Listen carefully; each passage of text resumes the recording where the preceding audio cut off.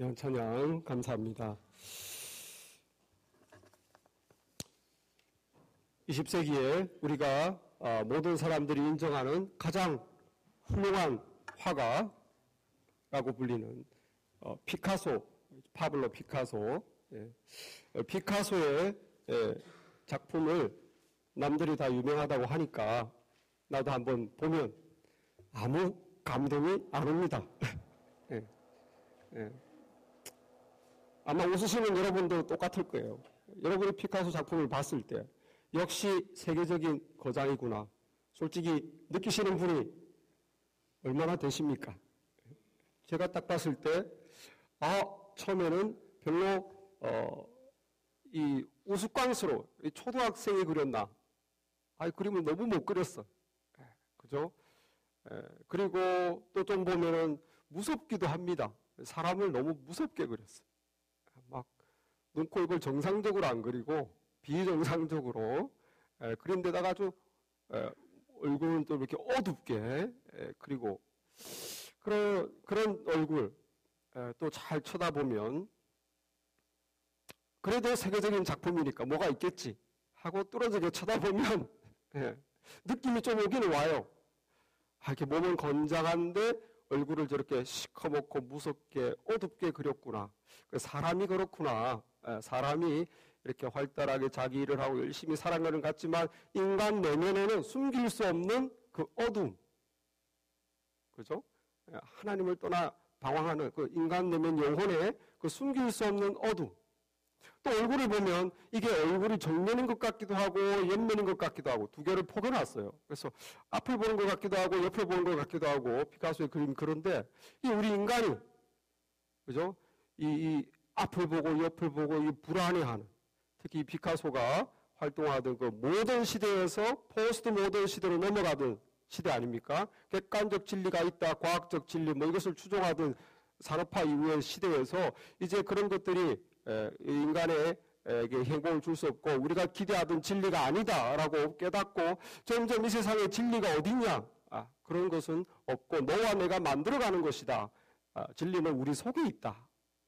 이 밖에 하나님의 아웃데어이 아니고 진리는 내가 만들어가는 것이고 너가 내가 좋으면 그것이 좋은 것이다. 이렇게 포스트 모던으로 넘어가는 사람들이 방황하는 그런 불안한 모습 그런 것도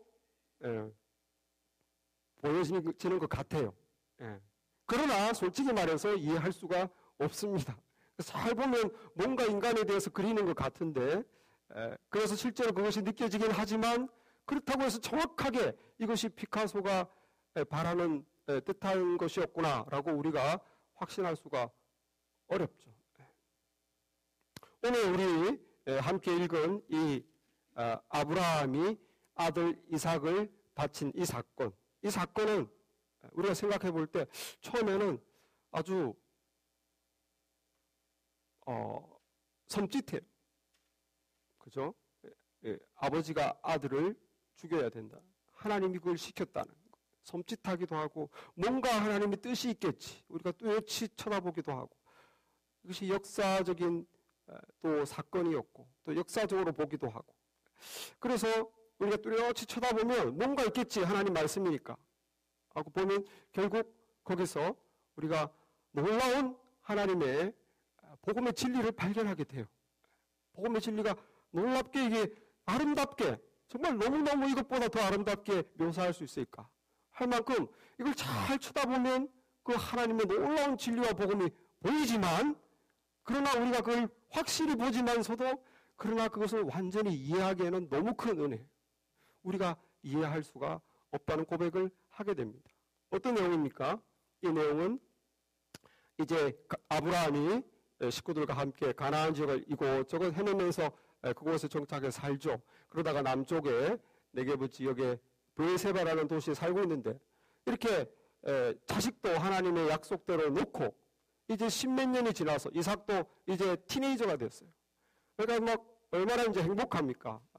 믿음이 참 깊어진 상태에서 믿음의 열매인 이삭을 쭉쭉쭉 잘 자라고 하나님만 늘 바라보면서 가나안에서 그런 믿음의 삶을 잘 살고 모든 것이 평안한데 어느 날 나타나신 하나님의 그 말씀이 이 아브라함의 삶을 완전히 뒤집어 엎어버린 거예요.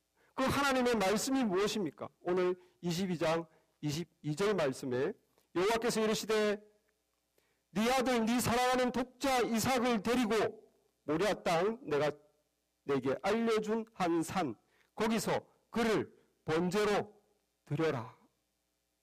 다시 말해서 네 아들 내가 너에게 준 그 독자를 내가 지정한 땅으로 데리고 가서 그 위치에서 그를 죽여서 불태워서 나에게 바쳐라. 이 하나님이 명령이 떨어진 거예요. 저와 여러분이 만약에 이런 놀라운 끔찍스러운 도저히 상상할 수 없는 하나님의 명령을 받았다면 기분이 어떻겠습니까? 그렇게 하나님을 사랑하며 찬양하며 지내다가 어느 날 갑자기 날벼락이 떨어진 거예요. 어쨌든 아브라함은 그 말씀을 받고 다음날 아침에 이삭을 데리고 두 종을 데리고 낙타에다가 번제에 쓸 나무를 싣고 칼과 불을 가지고 갑니다. 한 3일을 가다 보니까 드디어 하나님께서 보여주신 모리아 땅을 향해서 가니까 하나님이 보여주신 산이 보여요. 그래서 두 종에게 말합니다. 너희들은 여기서 낙타와 함께 기다려라. 이제 내가 아들과 함께 갔다가 다시 돌아오겠다. 그리고 이제 그 낙타에게 얹어두었던 번제에 쓸 나무, 불태울 나무, 그 나무를 이삭에게 지우고 이제 불과 칼은 자기가 들고 가죠. 또박또박 그 산을 향해서 이제 올라갑니다. 그런데 이 이삭이 이제 어느 정도 나이가 되고 생각할 수 있는 아이니까 갑자기 질문을 하는 거죠. 8절 말씀에 7절 말씀에 아버지 불과 나무는 여기 있는데 번제할 어린 양이 어디 있습니까? 정말 아브라함이 정말 무거운 천근만근되는 걸음으로 그 산을 올라가는데 그 아들의 한마디가 아브라함의 심장을 칵 찌르는 거죠. 번제할 양이 어디 있습니까? 아브라함이 정말 숨을 다시 가다듬고 힘을 내어서 아들에게 말해줍니다. 8절에 내 아들아 번제할 어린 양은 하나님이 자기를 위하여 친히 준비하시리라. 겨우 그 말을 하고 뜨벅뜨벅. 아마 제 생각에는 아브라함이 조금 더 빨리 갔을 것 같아요. 왜냐하면 눈물이 이게 막 흘러내리고 땅에 눈물이 뚜벅뚜벅 떨어지는 그 눈물을 밟고 갔을 것인데 이삭이 보면 안 되잖아요. 그러니까 아마 이 늙은 110세가 넘은 할아버지 아브라함이 더 빨리 가지 않았을까. 그 눈물 범벅이 된 얼굴을 보여주기 싫어서. 그런데 이삭이 바보가 아니잖아요. 눈치가 보이잖아요. 이삭도 이제부터 한마디 말이 없습니다. 마침내 하나님께서 일러주신 곳에 갔어요. 그리고 밧줄을 두 아들의 손과 발을 묶습니다. 이삭은 순수히 가만히 있어요.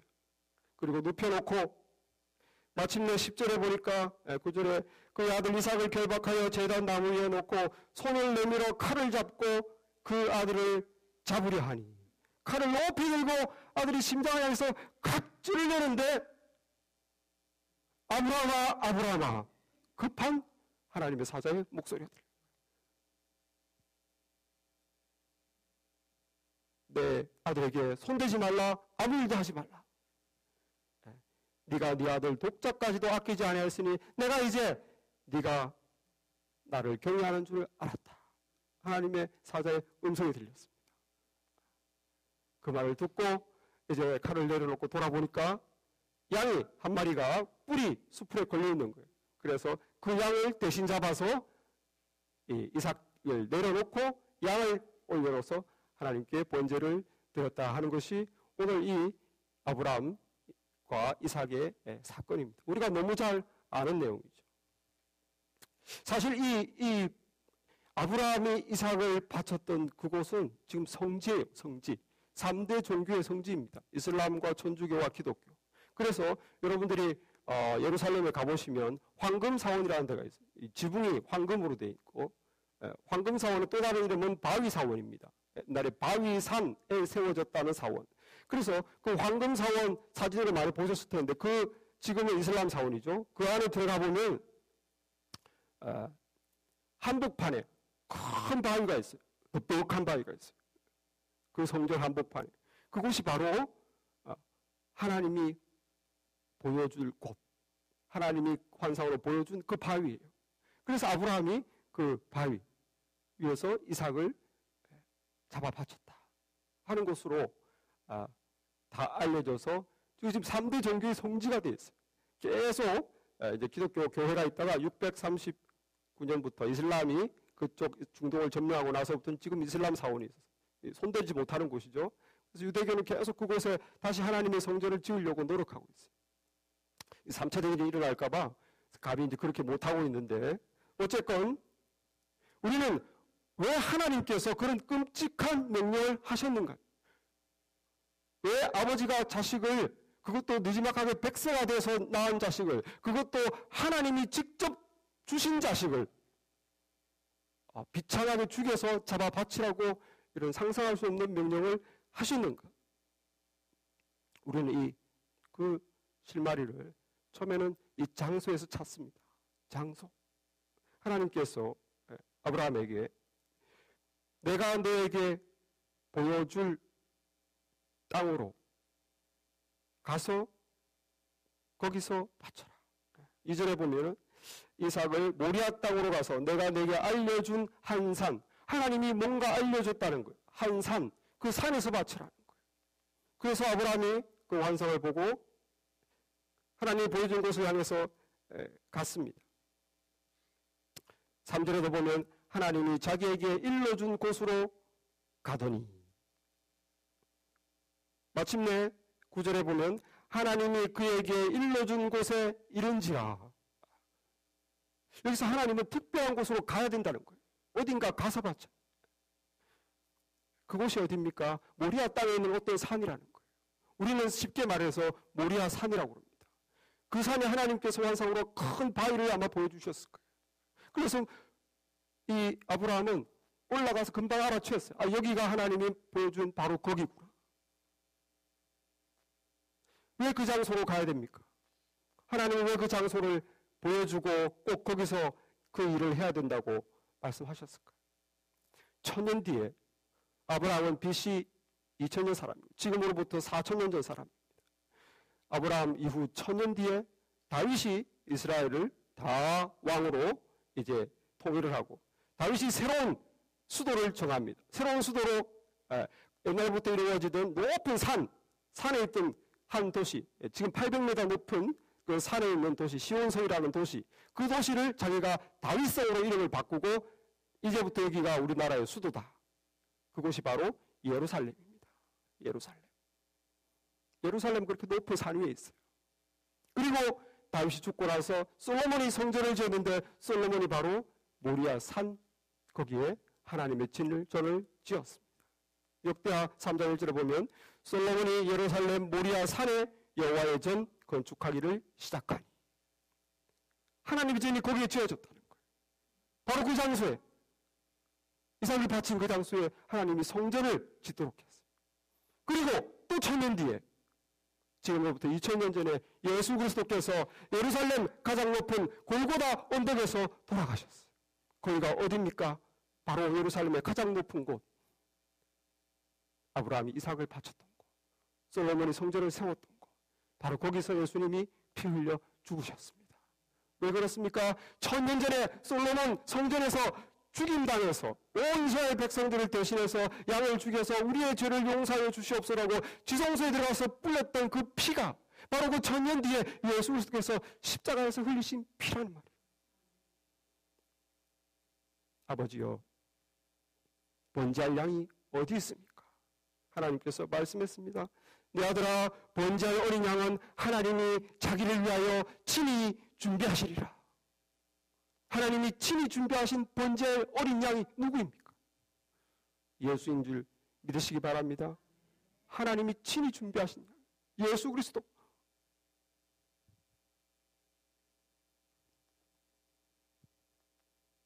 오늘 12절 말씀. 하나님이 왜 예수 그리스도를 친히 준비했습니까? 12절 말씀에 하나님께서 직접 말씀했어요. 네가 네 아들 내 독자까지도 내게 아끼지 아니하였으니 내가 이제야 네가 하나님을 경외하는 줄을 아노라. 하나님께서 하나님의 독생자까지도 아끼지 않고 우리를 위하여 주신 그 사건을 보고 그제야 우리가 하나님의 사랑을 알아라는 거예요. 우리를 위하여 준비하신 어린 양, 당신의 독생자를 희생하면서까지 우리를 그렇게 구원하고자 하는 그 하나님의 사랑을 이제야 우리가 보고 알라는 것입니다. 하나님의 이 사랑. 그래서 그곳에 가야 되는 거예요. 그곳에서 죄 없이 죽는 하나님이 예비하신 어린 양. 우리는 지금 이 사건을, 이 스토리를 통해서 역사적으로 또 여러 가지 기도하면서 하나님의 복음을 알 수 있지만 여전히 우리는 알 수가 없어요. 하나님이 어떻게 당신의 독생자를 죄인이 우리를 위해서 내줄 수 있는가? 우리가 작년에 수요 헵시바 영상에서 본 영상 중에 잊혀진 가방이라는 영화가 있었는데, 그건 이제 선교사들의 다큐멘터리 영화 중에서 이인흥 선교사님에 대한 얘기를 다뤘습니다. 그 선교사님이 아프리카 기니바시우라는 나라에서 20년 동안 사역을 하셨어요. 그림도 잘 그리는 화가인데, 그분이 15년 동안 사역할 때 큰 일을 당했습니다. 15년째 어떤 일이 있었나? 자기 딸, 5살 날 외동딸을 두제라고, 기억나시죠? 두제. 이 두제라는 딸을 5살 때 그 아프리카 기니바시우에 데려가서 그 아무것도 모르는 애가, 하얀 애가 시꺼먼 애들하고 같이 어울려서 그렇게 자라가면서 15년을 선교사의 딸로 그곳에서 그렇게 고생을 했는데, 그 딸이 20살 될 때 이 강도들이 납치를 했어요. 그래서 강도들이 납치를 해서 폭행을 해가지고 길거리에 버려졌어요. 그래서 급하게 병원에 입원을 시켰는데 일주일 만에 죽었습니다. 그때 이 이은흥 선교사님, 정말 어떻게 나에게 이런 일이 일어날 수 있습니까? 하나님께 막 울분이 막 솟는 거예요. 제가 보통 사람도 아니고 제 인생을 들여서 여기 지금 15년을 아프리카 우리 딸 하나 데리고 와가지고 정말 주를 위해 인생을 다 드리고 복음 사역을 했는데 어떻게 이런 일이 나에게 있을 수 있습니까? 하나님에 대한 그 울분과 그 정말 한이 그의 마음에 가득해서 그 다음 단계인 하나님에 대한 부정으로 간 거예요. 하나님이 정말 계십니까? 하나님이 있다면 어떻게 이럴 수 있습니까? 하나님이 정말 사랑의 하나님입니까? 하나님 자체에 대한 회의가 들어온 거예요. 선교 사역은 둘째치고 신앙마저 잊어버리게 됐어요. 이렇게 깊은 암흑 가운데 고통하고 있는 이인흥 선교사에게 하나님의 음성이 들렸습니다. 내가 너의 고통을 안다. 나도 너를 위하여 내 독자를 주었노라. 그 음성을 들은 거예요. 그 음성을 듣고 그제서야 그 이인흥 선교사님이 정말 그렇게 하나님의 사랑, 하나님의 독생자를 주셨다 이렇게 많이 들었지만 한 번도 그 깊이를 못 느꼈는데 그 음성을 듣고 그제서야 하나님의 아픔을 느꼈다는 거예요. 하나님이 얼마나 독생자 그리스도를 주시는 것이 얼마나 그렇게 하나님께 아픔이셨는가, 고통이셨는가, 그거를 넘는 하나님의 사랑, 그렇게까지 해서라도 우리를 구원하기 원하셨는가, 그 하나님의 아픔과 그 하나님의 사랑에 대해서 이 선교사님이 새롭게 절절히 느꼈다는 그 감정을 저와 여러분들이 수요일 밤에 봤습니다. 그게 하나님의 그 사랑. 하나님이 왜 아들을 인간으로 보낼 수밖에 없었습니까? 짐승이 인간의 죄를 대신할 수가 없어요. 인간만이 인간의 죄를 대신할 수 있어요. 그러나 죄 있는 인간은 자신의 죄로 죽어야 돼요. 누군가가 죄 없는 온전한 흠없는 어린 양과 같이 죄 없는 인간으로 살았어요. 그래서 예수님이 이 세상에 인간의 모습으로 오셨습니다. 죄 없는 인간으로 사시고 그에게 하나님께서 모든 인류의 죄를, 과거와 미래와 저와 여러분이 내일 지을 죄, 모레 지을 죄, 죽을 때까지 지을 죄, 과거 10년 전에 지을 죄, 어제 지은 죄, 태어나서부터 지금까지 지은 죄, 그 모든 저와 여러분의 모든 세상 사람들의 과거와 미래와 모든 죄에 대한 심판을 하나님이 죄 없는 한 인간의 대표 예수님을 죄인의 자리에 세우시고 그곳에서 모든 죄값을 다 하나님이 물으셨습니다. 다 지불하게 하시고 심판하셨습니다. 믿으시기 바랍니다. 그것이 하나님의 사랑이에요. 그렇게 하심으로 해서 이것을 믿는 자들에게 죄 용서의 은혜를 베푸실 수 있게 된 거예요. 요한일서 4장 9절에 하나님의 사랑이 이렇게 말씀하고 있습니다. 하나님의 사랑이 우리에게 이렇게 나타난 바 되었으니 하나님이 자기의 독생자를 세상에 보내심은 저로 말미암아 우리를 살리려 하심이라. 사랑은 여기 있으니 우리가 하나님을 사랑한 것이 아니요 오직 하나님이 우리를 사랑하사 우리 죄를 위하여 화목제로 그 아들을 보내셨습니다. 화목제물. 하나님과 우리 사이의 죄 때문에 우리가 하나님께 돌아갈 수 없는 그 화목할 수, 죄에 대한 하나님은 정의로운 심판을 퍼부으셔야 돼요. 우리는 우리 죄값을 지불해야 다시 하나님과 화목할 수, 그 화목제물로 예수 그리스도를 내어주신, 당신의 독생자를 내어주신 그 사랑을 아브라함이 자식을 죽여야만 했던 그 마음에서 보는 것입니다. 우리는 다 이해할 수 없어요. 그러나 십자가에서 또 아브라함이 사건에서 그 은혜를 보고 그리고 그 은혜를 점점 알아가는 것이 신앙생활인 줄 믿습니다. 우리가 지금 또 하나 이 사건이 참 미스테리한 것은 이삭의 행동이에요. 이삭의 행동. 이삭은 이미 다 질문을 통해서 그리고 뭔가를 눈치채고 알았습니다. 그리고 아버지를 따라갔어요. 근데 신기하게도 이 10대 청년 이삭이 아무 말 없이 아버지에게 손을 내밀고 묶임을 당하고 번제단에 눕는 거예요. 여기 9절 말씀에 보면 아브라함이 그곳에 제단을 쌓고 나무를 벌려놓고 그의 아들 이삭을 결박하여 제단 나무 위에 놓고 손을 내밀어 칼 잡고 그 아들을 잡으리니, 이 말씀에서 이삭이 저항했단 말이 하나도 없습니다. 너무 스무드하고 자연스러워요. 왜 그렇습니까? 이삭이 따라갔기 때문에.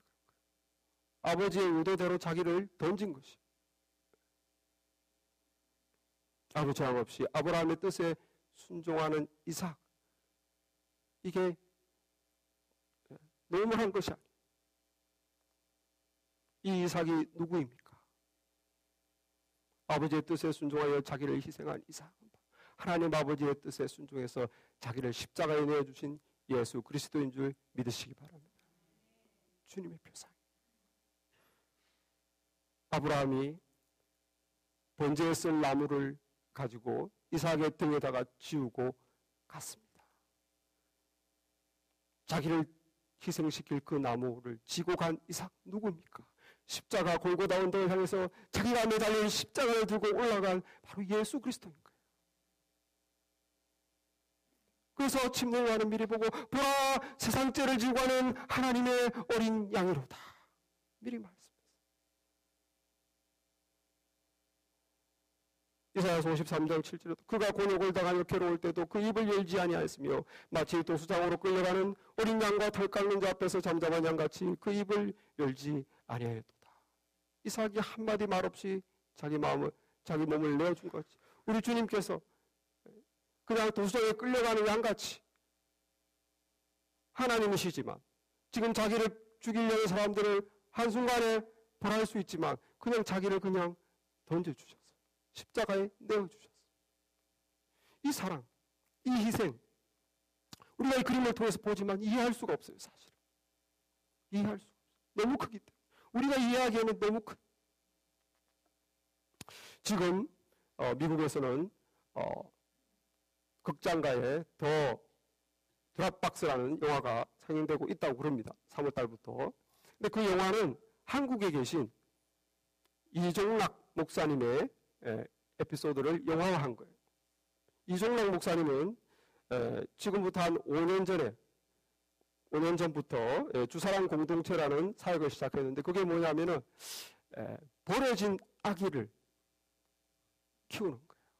그래서 그 5년 전부터 이 버려진 아기를 받아들이는 박스를 집에 만들어서 우편 박스처럼 이렇게 벽에다가 손잡이를 만들어 쇠로 이렇게 잡아당기면 이렇게 우편물 넣을 수 있는 큰 것처럼 홀을 만들어 놓고 그 안에 아기를 거기에 맡길 수 있도록 그렇게 그런 사역을 시작했어요.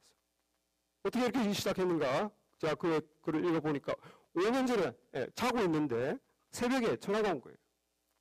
그래서 전화가 저기 도와주세요. 밖에. 그리고 말을 못하고 도와주세요. 밖에. 이렇게 끊었다는 거예요.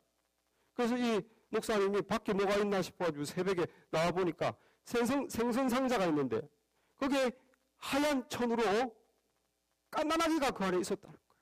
깐난아기.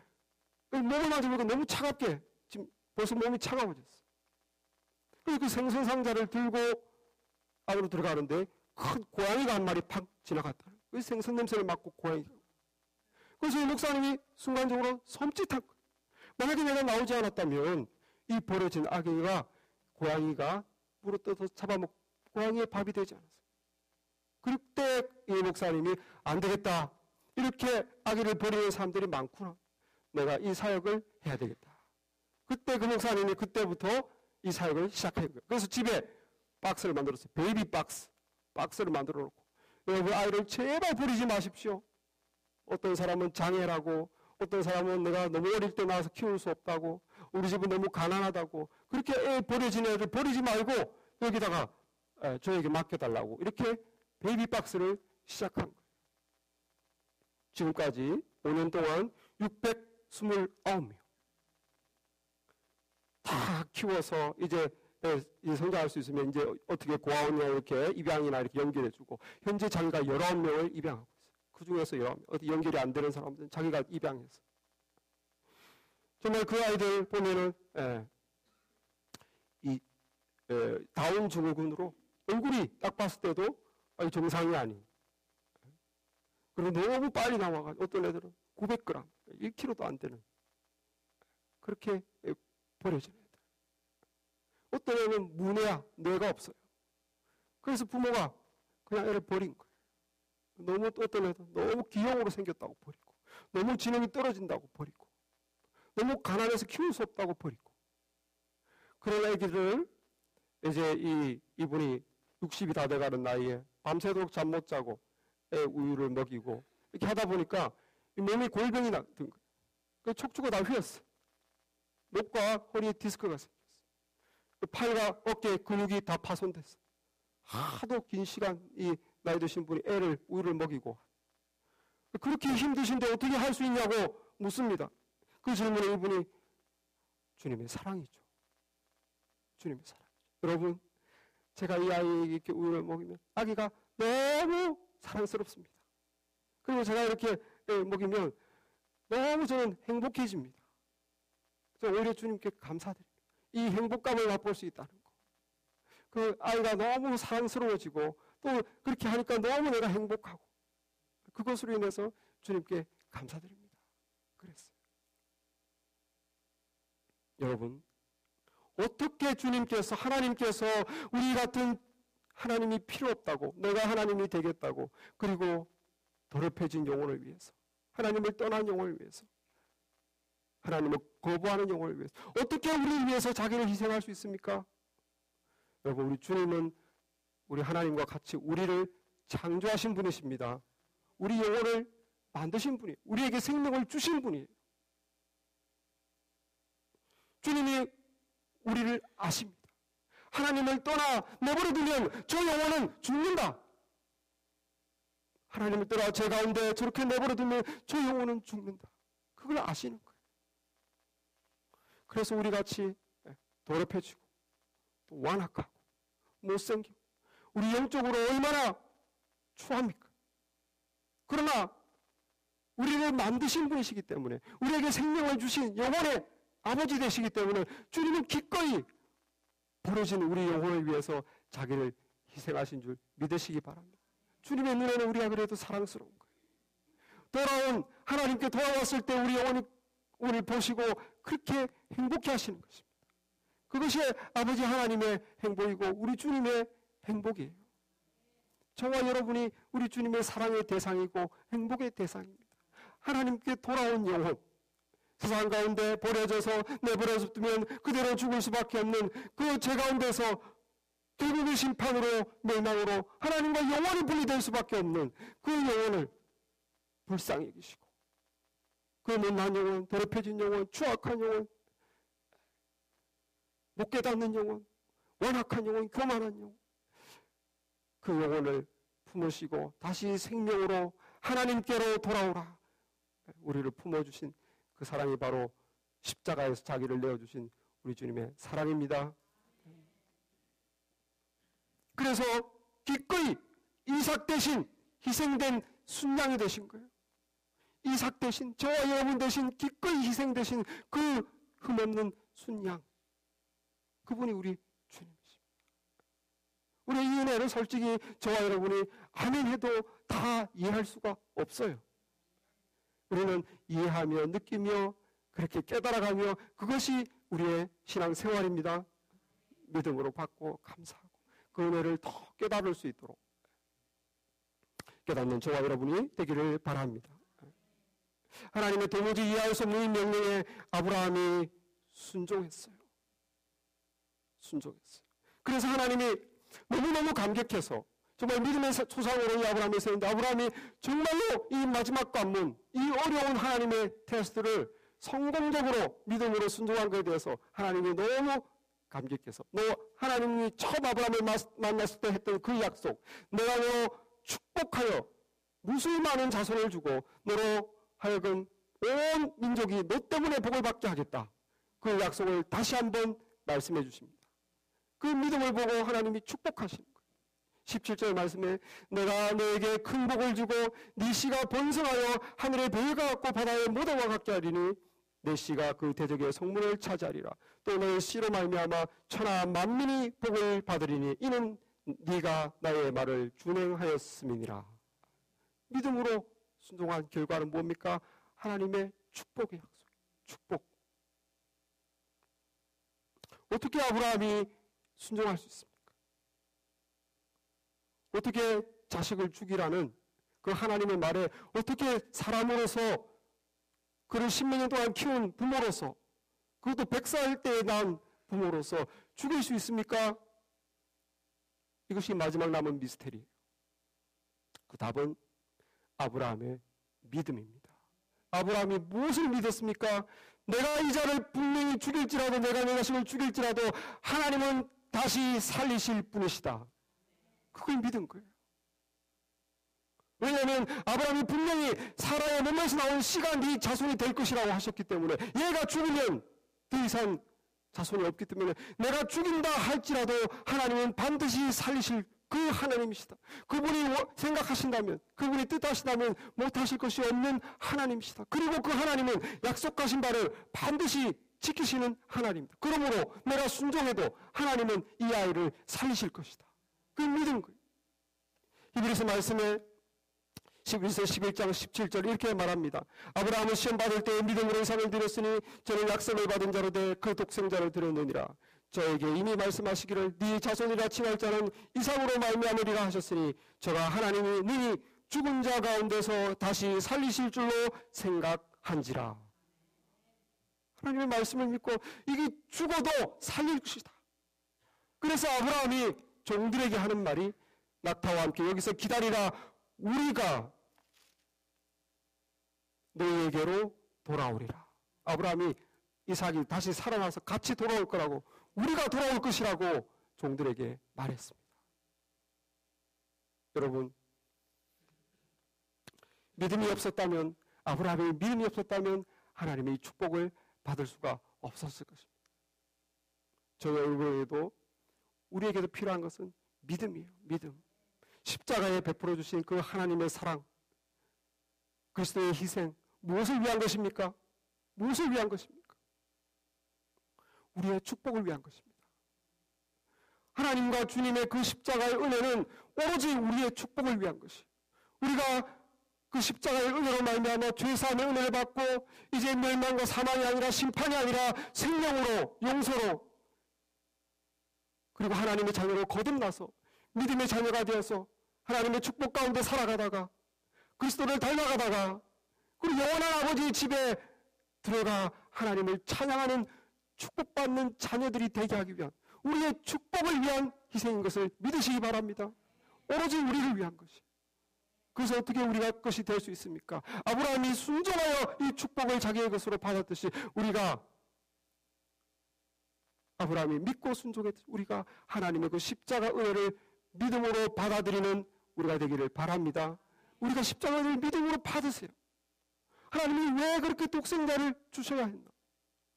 예수께서 왜 자신을 희생하셔야 했나? 오로지 우리를 구원하기 위함이다. 오로지 주 안에서 우리가 회복된 삶을 살고 대복된 삶을 살고 주님을 닮아가고 그리고 하나님의 나라에서 영원한 찬양이 되게 하기 위함이다. 우리의 축복인 것을 믿으시고 하나님의 그 은혜를 받을 때 우리가 비록 너무너무 그 은혜가 크고 그 희생이 커서 이해하지 못하나 이 믿음의 결과인 축복을 누리게 될 줄 믿습니다. 우리가 오늘 이 사건을 통해서 더 믿음 생활 하시면서 하나님의 사랑을 더 알아가시고 예수 그리스도의 희생을 더 알아가시고 그 우리를 향한 그 사랑과 은혜에 담겨있는 우리를 향한 그 축복 그거를 믿음으로 누리면서 감사하면서 찬양하면서 증거하는 우리가 되기를 바랍니다.